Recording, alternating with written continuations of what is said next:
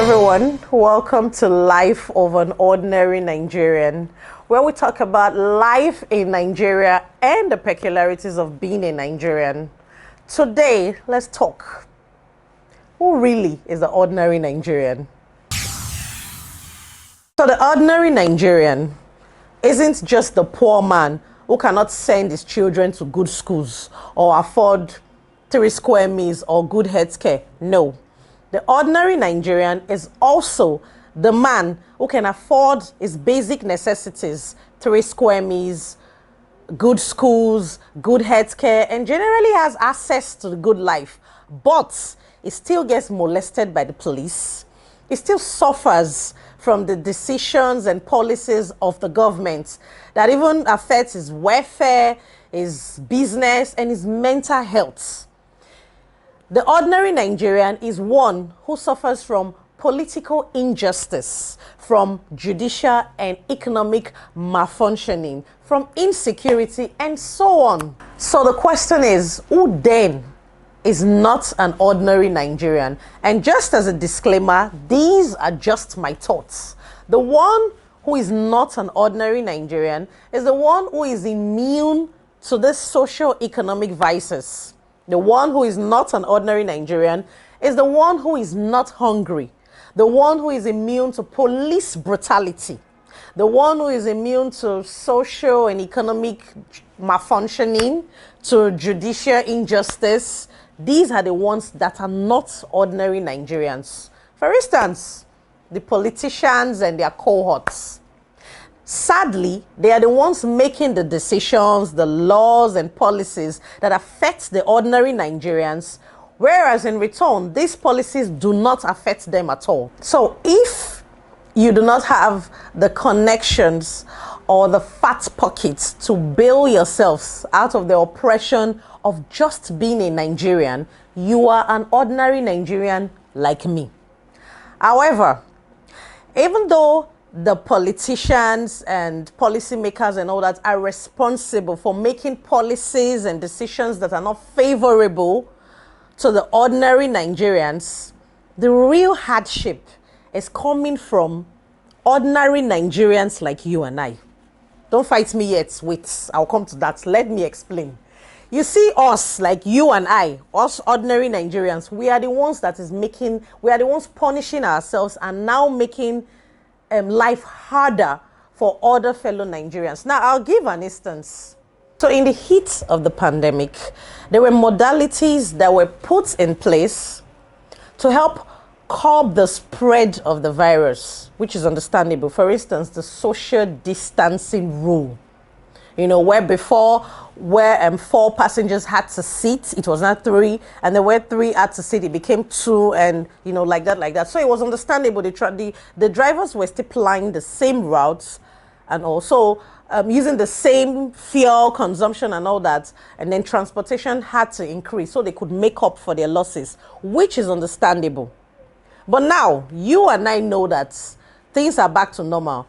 4 seats now take 4 passengers and all that, and 3 takes 3 and all that. So why is the price not returning back to normal? I mean, I know we would use the argument of the hike in fuel prices, but you and I know that if we're being honest, there are times where hike in fuel has come down and the prices in transportation would refuse to come down. It's almost as if the minute it goes up, it never comes down. It's fixated. I think we should look into that. I mean, there are unions that are in place to address such issue. These unions, they are not exactly government parastatals. You know, they should consider the interest of the common man, of the ordinary Nigerian. So why don't they do, place measures in place to ensure that, okay, when the prices in fuel goes down, transportation should come down. You know, instead of just making it seem like when it goes up, it never drops. I have a problem with that because everything now is wrapped around that. Now, even the market women, our mothers who travel to like other states to go buy market produce and all that, have to pay more before they can bring it down. And as such, there's a lot of inflation in the prices of foodstuffs in the market. I don't know the last time you went to the market, but I know what the cost of that, is it sardine fish, they call it. I know what it costs now, you know. So, and once there's an increment in foodstuffs and transportation, automatically rent goes up. When rent goes up, light goes up. And then you find out that even your plumber that comes to the house to fix your toilets, or your tailor that makes your clothes for you, tells you that fabrics are now more expensive because the person he or she buys from has increased it because of what it costs to go get them. And then automatically the price you pay normally to make a particular fabric has automatically gone up. And these things, and then you find out that this thing is just like a chain reaction. So it's not only the government. Yes, the government is responsible for a lot of our frustrations. But then, if we're being totally honest, there are also a lot of frustrations that were brought upon us by us.